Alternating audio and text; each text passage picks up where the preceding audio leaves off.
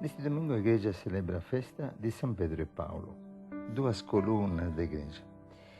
Entre os inúmeros aspectos que poderíamos acolher destas leituras, queremos prestar e fixar a nossa atenção num fator fundamental. Nós temos aqui na nossa frente dois homens escolhidos por Deus, que experimentaram os dois, seja a força do seu chamado, quanto o poder recebido por Deus, sua fidelidade em sua vida.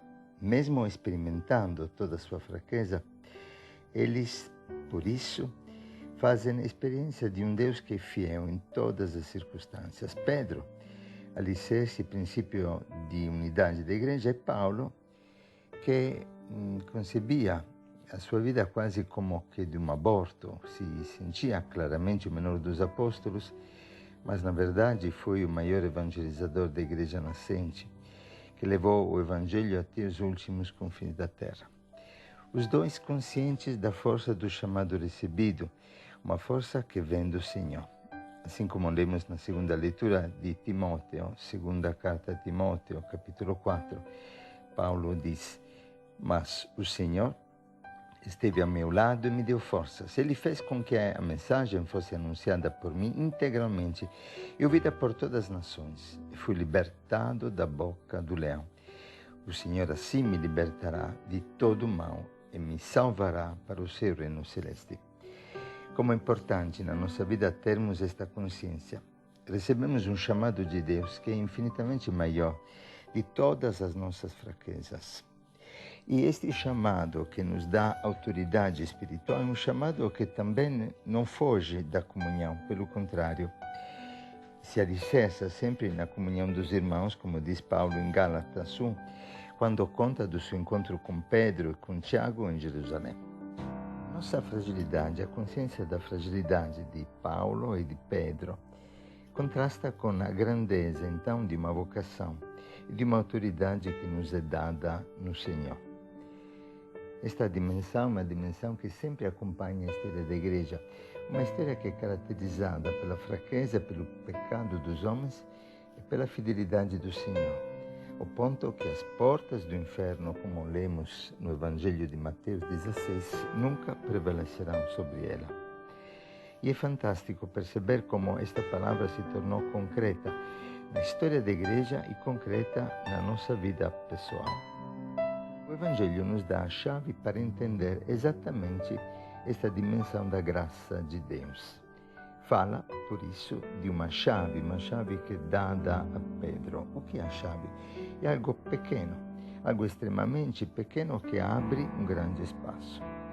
Pensa, por exemplo, em quem pode se permitir as férias, sai de férias, chega na casa de campo, da praia e de repente percebe que esqueceu a chave da casa. Que transtorno! Não poderá entrar, não poderá descansar, não poderá tomar posse daquela habitação que lhe é dada, não poderá encontrar abrigo. A chave, de fato, é pequeníssima, mas abre algo grande, uma casa, tem um castelo. Aqui no Evangelho se fala de algo muito maior ainda do que uma casa, do que um castelo. Abre o reino do céu. Tem uma porta do paraíso que só se abre por uma chave que é confiada a Pedro e através de Pedro para toda a igreja e todo batizado. Em outras palavras, o Senhor quer servir-se da nossa pequenez e da pequenez de Pedro, da fragilidade de Pedro, para operar maravilhas, como lemos na primeira leitura dos Atos, quando Pedro, milagrosamente, é liberto da prisão. Levanta-te depressa, as correntes caíram-lhe das mãos. É fantástico. Deus continuamente nos chama a levantar-nos depressa e a deixar cair as correntes das nossas mãos. De fato, com esta chave se desliga e se liga. E frequentemente nós somos levados a pensar que o inferno luta contra o reino do céu, mas na verdade é exatamente o contrário àquilo que o Senhor nos convida a viver através deste Evangelho. Se as portas do inferno não prevalecerão sobre a igreja, é muito mais verdadeiro que a igreja abre as portas do inferno, como Pedro experimentou nos Atos, para libertar aqueles que estão oprimidos. A vocação do Senhor, que se expressa no trecho de Lucas 4, diz que o Espírito do Senhor está sobre mim, Ele me ungiu, me consagrou, me enviou para proclamar uma boa nova aos pobres e libertar os oprimidos. Somos chamados como igreja a ter consciência que aquele que opera em nós é muito mais forte do que aquele que opera no mundo, como diz João na sua primeira carta, no capítulo 4. Pedro está na prisão e ele estava oprimido também dentro desta perseguição que se desencadeou contra a igreja nascente. E Paulo também estava preso antes da conversão, preso na sua cegueira, preso na sua escravidão de uma religiosidade que o levava a perseguir a igreja que estava nascendo, o próprio Cristo. A igreja recebeu de Jesus uma chave. Pensa no poder dos sacramentos, no poder da confissão. Quantas vezes experimentamos nas pessoas que depois de anos e anos voltam para o Senhor uma alegria transbordante, aquele peso, aquele jugo de Satanás, aquele espírito de acusação, aquela condenação que pesava sobre nós, Cristo carregou sobre si, abre o cadeado que nos prendia na prisão da morte, pois o inferno e o paraíso já o experimentamos nesta terra. Há uma chave que abre continuamente as portas do reino do céu na vida dos homens. Esta chave é confiada a nós como cristãos. Imagina, por exemplo, a força da caridade, a força do amor, a força da evangelização. Somos enviados para levar uma boa nova aos pobres, para libertar aqueles que estão presos, oprimidos por Satanás. Quantas vezes, na nossa experiência de pequena comunidade, indo na Cracolândia, indo no meio do povo que mora na rua, ou até na pastoral carcerária, entrando, evangelizando nas prisões, quantas vezes nós vemos o paraíso entrar dentro do inferno, a vida sendo transformada, irmãos que estavam presos fisicamente, a que descobrem a liberdade de Filho de Deus, a alegria do Evangelho, a libertação de todo o mal, de todo o pecado. Há pouco tempo, num domingo que vivemos na Cracolândia, em que 18 pessoas pediram de sair da rua, vários deles diziam: quando você chega aqui, a luz de Cristo ilumina o nosso inferno.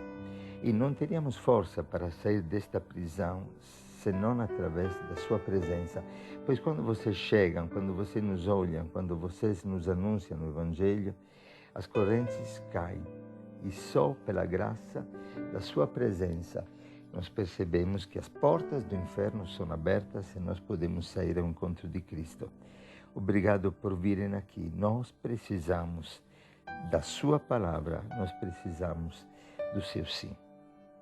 Pedro, Paulo, eu, você, experimentamos continuamente a nossa fraqueza, mas em cada momento nós podemos descobrir que realmente a nossa verdade não é a soma dos nossos pecados, mas é toda a graça, toda a força do chamado de um Deus que é fiel, apesar da nossa infidelidade.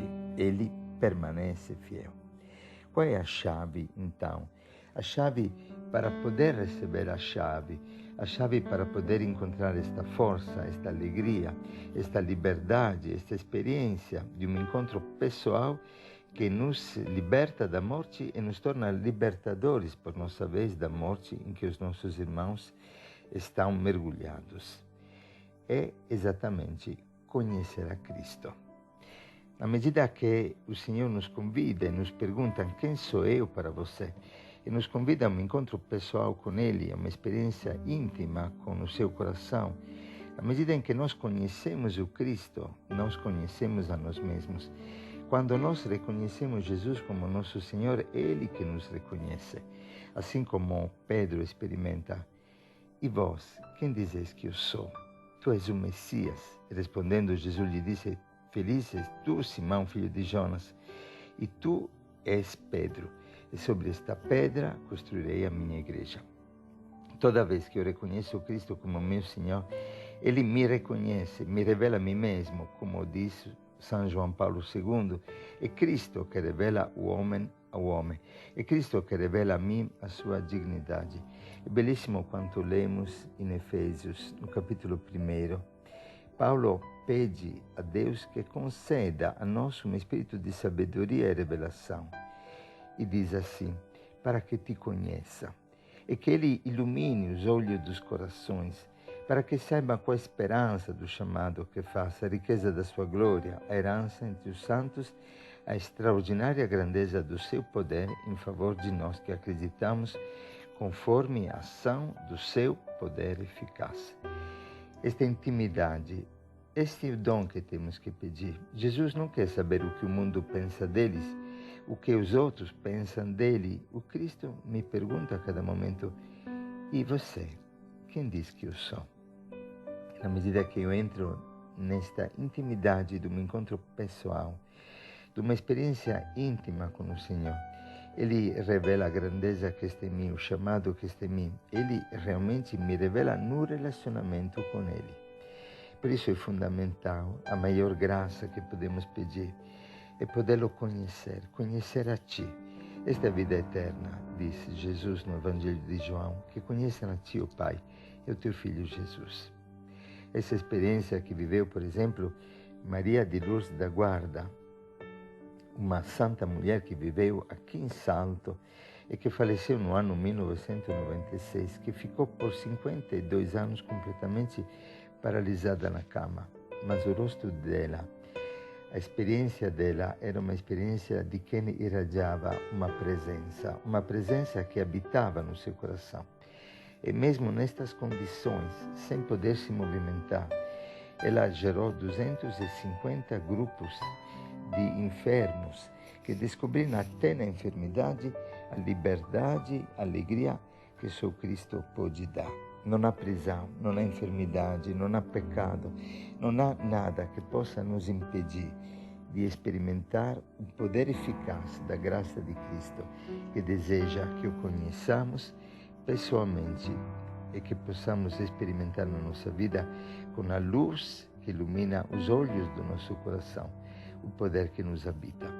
Que Deus abençoe cada um de nós e que a experiência da igreja, tão fraca e tão poderosa, possa também fortalecer a nossa vida, os nossos passos em Cristo Jesus. Um bom domingo para todos.